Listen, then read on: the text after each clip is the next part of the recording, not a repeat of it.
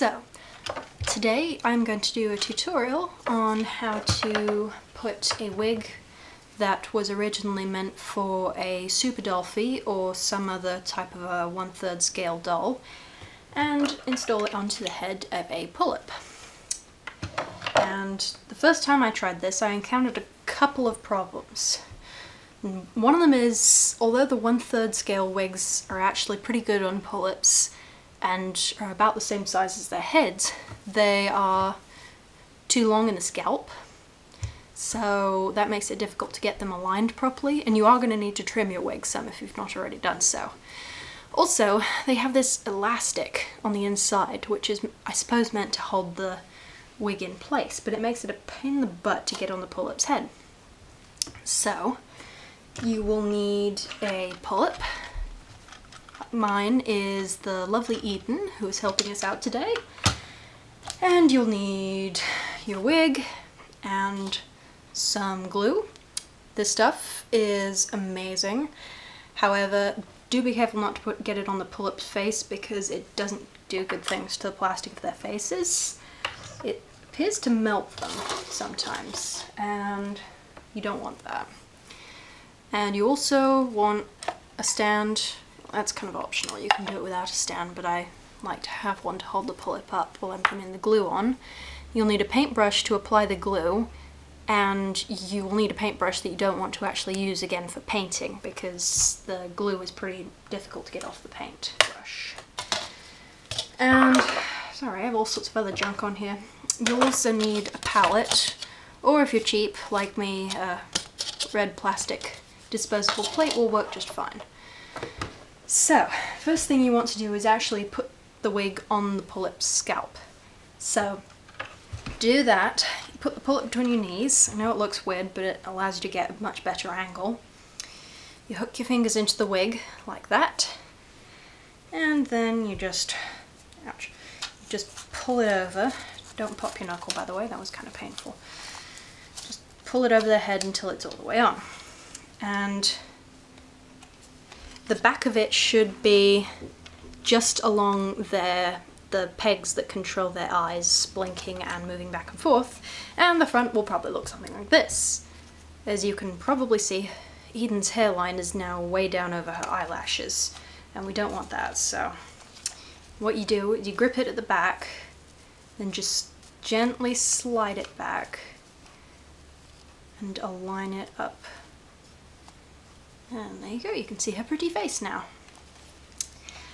So you can adjust the wig however you want, and you are going to get some puckering at the back where the cap that the hair is wefted to is kind of all scrunched up because it's not taking up the entire doll's head. But if you do it from the back, it minimizes the puckering and it won't mess up her hairdo.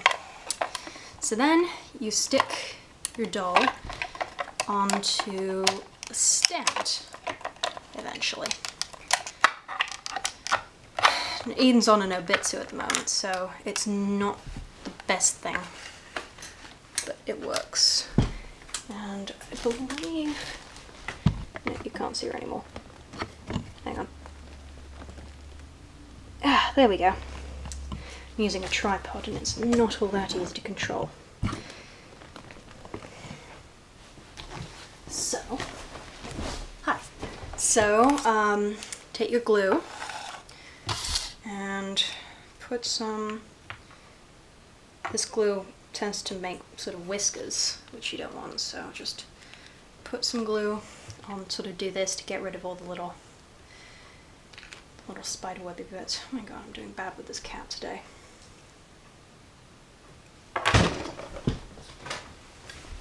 Okay, so that's another thing, you might want a scrap of cloth or something to kind of clean up any glue that happens to get in your fingers. It won't hurt you, don't worry, just don't get it on the pullip. Dip your paintbrush in the glue, sort of twist it up so that, oh, that's interesting. Oh, now something that I haven't noticed before, if you can see, the glue has taken the dye off the plate. And this is what I mean when I say don't get it on the pullip's face, because it's obviously very strange stuff. Okay, just kind of So what you want to do, once you've got the glue on the paintbrush, Get as much hair out of the bit as you can. I choose to do this end first, which is just easier. Keep a hold on her wig and just dab a little bit of glue up underneath it. And then just pull the wig back down over it. And then you want to do that on her forehead. You want to be careful to hold on to the wig here, otherwise it will slip back and fall off her head. Push that down.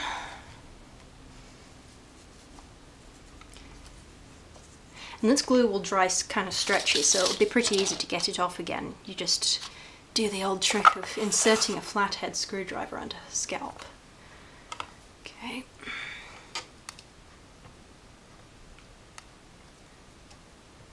Oh my gosh, this glue is so pink now.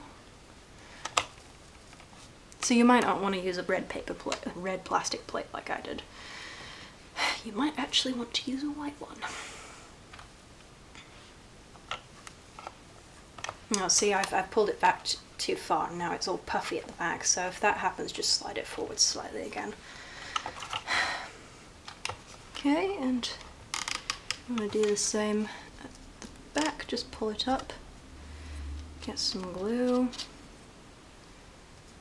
apply it there.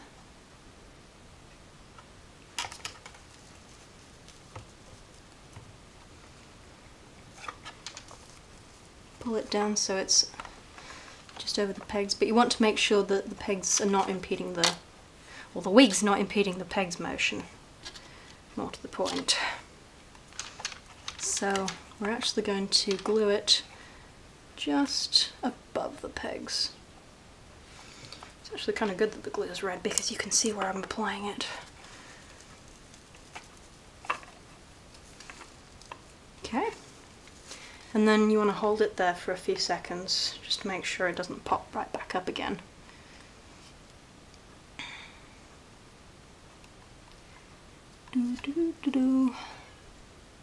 I love using suuuper wigs because you get so much more selection. Personally, I found pullip wigs are kind of boring. The ones that are actually designed for the pull-ups. And my first pull-up, I got a suuuper wig off eBay, and it was a long black one. It was the most beautiful wig I've ever seen, so I would definitely recommend doing that. Okay, and just one more stripe under the wig, right there. And you pull it down again. Oh no. Yeah, and you try and keep it off her face, which I have failed to do.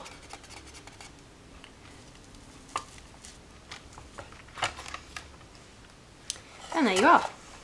Now if you're worried about her face up, which you probably should be, if you haven't done this before, first time I did it was on my first pull-up and we got a little bit stripe of glue across her nose. But you can wrap a piece of saran wrap around her face just above the eyebrows, and that will protect her face up from the evils of the glue. And there we go. Now you just let her dry and you're all set.